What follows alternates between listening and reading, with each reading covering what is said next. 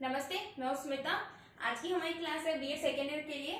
और last class में हमने पढ़ा था गांधी जी का जीवन परिचय, गांधी जी के शिक्षा के सिद्धांत। और आज का हमारा टॉपिक है गांधी जी के अनुसार शिक्षा का अर्थ। गांधी जी ने शिक्षा का क्या अर्थ दिया था, गांधी जी के उन्होंने शिक्षा के क्या उद्देश्य थे, उनके हिसाब से शिक्षा के अंतर्गत कौन कौन से विषय जोड़े गए हैं, वो आज सारे के सारे हम आज के टॉपिक में पढ़ेंगे।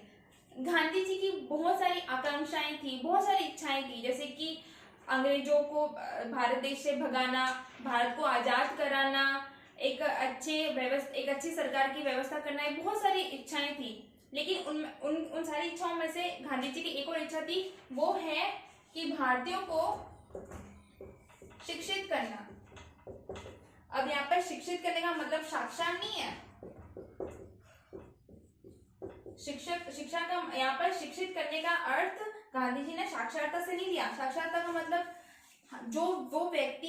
वो हर एक व्यक्ति साक्षर है, जो किताबें पढ़ना और लिखना समझता हो, वो सारी की सारी चीजें साक्षर के अंतर्गत आती है। लेकिन यहाँ पर शिक्षित का मतलब या फिर शिक्षा का मतलब साक्षर होना नहीं है।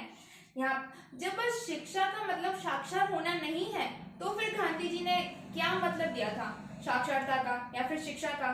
तो गांधी जी के अनुसार शिक्षित वो है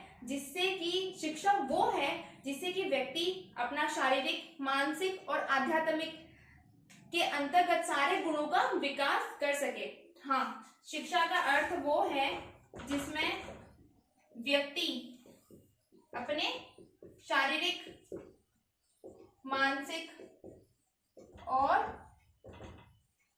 आध्यात्मिक इन सभी गुणों का चहुमुखी विकास कर सके। इसके अंतर्गत जो भी बाधाएं आती हैं, हमें इनका विकास करने में उनको दूर करना शिक्षा के माध्यम से, और शिक्षा के माध्यम से ही इन तीनों के तीनों भागों का विकास करना ही शिक्षित कहलाता है। तो अब आपको समझ में आ गया कि गांधी जी ने शिक्षा का अर्थ क्या दिया है। गांधी जी के अनुसार शिक्षा का अर्थ ये है कि व्यक्ति या बालक के शारीरिक, मानसिक, आध्यात्मिक या फिर हम आत्मा भी बोल सकते हैं, शारीरिक, मानसिक, आध्यात्मिक के सभी गुणों का चहुमुखी विकास करना ही क्या है, शिक्षा कहलाता है। ठीक है, हमने शिक्षा पढ़ लिया। अब शिक्षा के बाद में गांधी जी ने शिक्षा के क्या दिए हैं, उद्देश्य दिए हैं।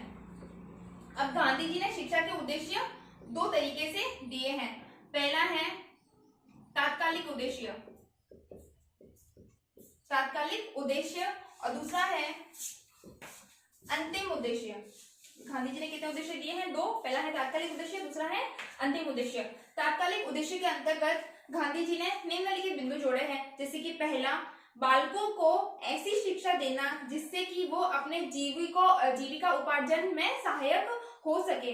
बालकों को शिक्षा के अंतर्गत, पाठ्यक्रम के अंतर्गत ऐसे विषय वस्तु को जोड़ना जिससे कि बच्चे छोटे से ही सीख सके। अगर वो किसी कारणवश भविष्य में अगर अपनी पढ़ाई छोड़ देते हैं या फिर उनको कभी भविष्य में कोई अच्छा सा रोजगार नहीं मिल पाता, तो विद्यालय में जो भी वो लोग चीजें सीखते हैं, जैसे कि कटाई बुनाई करना, मिट्टी के खिलौने बनाना, मिट्टी के बर्तन बनाना, ये सारी की सारी चीजें छोटे मोटे लघु उद्योग के धंधों में आते हैं। तो बालकों को जीविकोपार्जन के लिए ऐसी शिक्षा देना जिससे कि वो अपना जीवन सफल बना सके। दूसरा है बालक के अंतर्गत बहुत सारी चीजें छुपी हुई होती है, सृजनात्मक चीजें और रचनात्मक चीजें। तो उन सभी चीजों को बाहर निकालना। वो बाहर कैसे निकालेंगे? वो बाहर हम निकालेंगे कि विद्यालय के अंतर्गत समय समय पर ऐसी गतिविधियों का संचालन करना जिसके अंतर्गत हम प्रतियोगिता रख सकते हैं। हम बोल सकते हैं कि आपको मिट्टी के बर्तन बनाने हैं, या फिर आपको पहेलियां लिखनी है, आपको पहेलियां बूझनी है ना, आपको कहानी बनानी है, आपको छोटी मोटी जो भी दिमाग से रिलेटेड कोई क्वेश्चन अपन पूछ सकते हैं। तो सारी की सारी चीजें उसके सांस्कृतिक स्वभाव के अंतर्गत आएगी। तो उनके अंतर्गत, जो बालकों के अंतर्गत जो भी चीजें छुपी हुई होती है वो बाहर निकालना। और ये दूसरा पॉइंट है।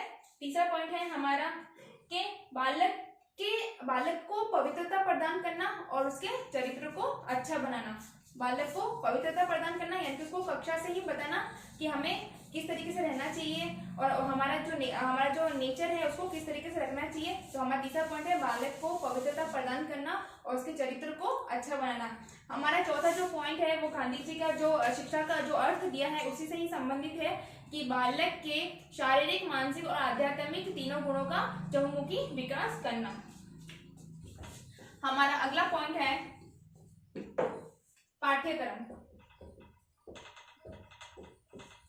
गांधी जी ने शिक्षा का पाठ्यक्रम किस तरीके से दिया है, गांधी जी ने शिक्षा का अर्थ क्या दिया है, गांधी जी ने शिक्षा का उद्देश्य क्या दिया, हम सब ने पढ़ लिया। अब पाठ्यक्रम के अंतर्गत गांधी जी ने विषय जोड़े हैं। अब गांधी जी ने कौन कौन से विषय जोड़े हैं, तो पहला गांधी जी ने पहला विषय जोड़ा है आधारभूत शिल्प। आधारभूत शिल्प के अंतर्गत ये एक विषय है। अब इस विषय के अंतर्गत बच्चों को क्या पढ़ाया जाएगा, बच्चों को कताई बुनाई करना, कृषि करना, मिट्टी के बर्तन बनाना, मिट्टी के खिलौने बनाना, ठीक है, लकड़ी से निर्मित वस्तुएं बनाना। तो ये सारी की सारी चीजें आधारभूत शिल्प में बताई जाएगी। दूसरा है सामान्य विज्ञान। अब सामान्य विज्ञान के अंतर्गत विज्ञान से संबंधित जितने भी विषय होते हैं वो सारे के सारे इसमें आ जाएंगे, जैसे कि रसायन विज्ञान, जीव विज्ञान, भौतिक विज्ञान, है ना, और प्राकृतिक विज्ञान, और लास्ट में है नक्षत्र ज्ञान जैसे कि हम कुंडली वगैरह, हाथ वगैरह, ज्योतिष वगैरह को दिखाते हैं ना, जब हमें तारे वारे मिलवाते हैं, तो सारे के सारे नक्षत्र ज्ञान के अंतर्गत आता है। हमारा अगला है मातृभाषा। मातृभाषा भी एक विषय है और मातृभाषा बहुत ही ज्यादा जरूरी है, और हम सब जानते हैं मातृभाषा के अंतर्गत हमारी हिंदी आती है और हिंदी को ही यहाँ पर जोड़ा गया है। अगला है गणित विषय को अलग से जोड़ा गया है, ठीक है, पाठ्यक्रम के अंतर्गत। फिर आता है सामाजिक विज्ञान। और सामाजिक विज्ञान के अंतर्गत 3 विषय जोड़े गए हैं। पहला है इतिहास, फिर है भूगोल और फिर है नागरिक शास्त्र। हमारा अगला है हिंदी। अब आप बोलोगे कि मातृभाषा के अंतर्गत हिंदी तो आ गई है, तो फिर हिंदी को अलग से क्यों जोड़ा गया है? हिंदी अलग से इसलिए जोड़ा गया है कि भारत में विभिन्न भाषाओं का राज्य है। भारत हमारा अलग अलग भाषाएं बोलने वाला राज्य है। कुछ एक राज्य ऐसे हैं जहाँ पर हिंदी नहीं बोली जाती, तो ऐसे में हिंदी को अलग विषय के तौर पर अपनाया गया है, अलग विषय के तौर पर रखा गया है। हमारा अगला है कला। अब कला के अंतर्गत 2 विषय जोड़े गए हैं। पहला है ड्राइंग, जिसे कि चित्रकला कहते हैं, और दूसरा है संगीत कला। ठीक है बच्चों, तो ये था आज का टॉपिक। हमने शिक्षा का अर्थ देख लिया है, हमने शिक्षा के उद्देश्य देख लिए हैं जो कि गांधी जी के द्वारा थे, और गांधी जी के द्वारा हमने पाठ्यक्रम देख लिए हैं। पाठ्यक्रम के अंतर्गत जो विभिन्न प्रकार के विषय आते हैं हमने सारे के सारे वो भी देख लिए हैं। अगर आपको इससे संबंधित कोई भी समस्या आए, कुछ भी समझ में नहीं आया, तो आप मुझे मैसेज कर सकते हैं, मुझसे पूछ सकते हैं। नमस्ते।